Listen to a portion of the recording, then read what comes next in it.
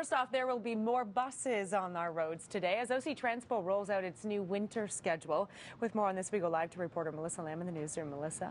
Well, Annette, riders will be pleased to know that bus routes have been added to the new winter schedule after the latest cuts in the fall sent riders into a frenzy. Now, the city has added $5.5 million from this year's budget back into transit after it made $20 million in cuts in the fall.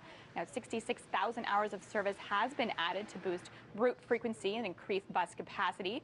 The city has also added a new park and ride at Scotiabank Place, helping commuters traveling from the city's west end. Great for Stittsville, yeah, because Stittsville's growing. It's almost like they don't have to go to Canada now, you can just do it in Stittsville. So that's good, it's all good. And will you use the new park and ride at the Scotiabank Place?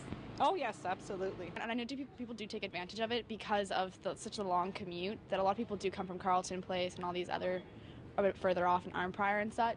So they're definitely, I think people will take advantage of it. Now, there are lots of changes to the new schedule, so be sure to check it before heading out the door this morning. Annette? All right, Melissa. 6 people took shelter on their balconies after fire broke out on the 13th floor of their apartment building. Firefighters arrived at the building on Cedarwood Drive just after 7 last night. The fire was in the hallway. Crews had it under control in under 30 minutes and rescued those people on the balconies. No one was hurt. Damages are pegged at $300,000, and officials now believe the blaze was deliberately set. Ottawa police are on the hunt for a suspect after a woman was stabbed during an attempted sexual assault. The woman was waiting for a bus on Iris Street Saturday night when she was approached by a man with a knife, who then forced her into a nearby wooded area. He attempted to sexually assault her and stabbed her in the process, but she was able to call for help.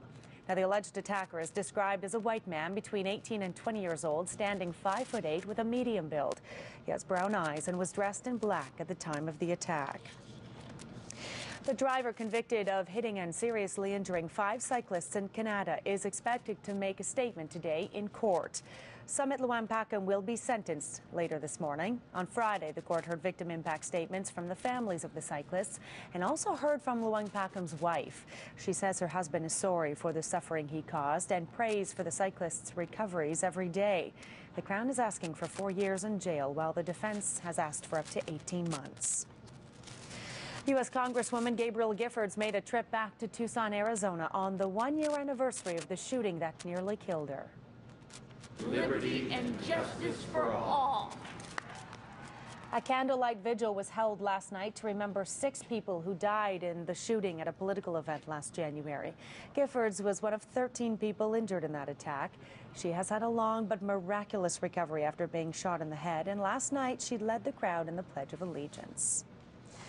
Well, this next story is the reason many people refuse to go bungee jumping. An Australian woman took the plunge above the world's largest waterfall in Africa, but then the unthinkable happened. The cord attached to her ankle snapped, sending her head first into the water below.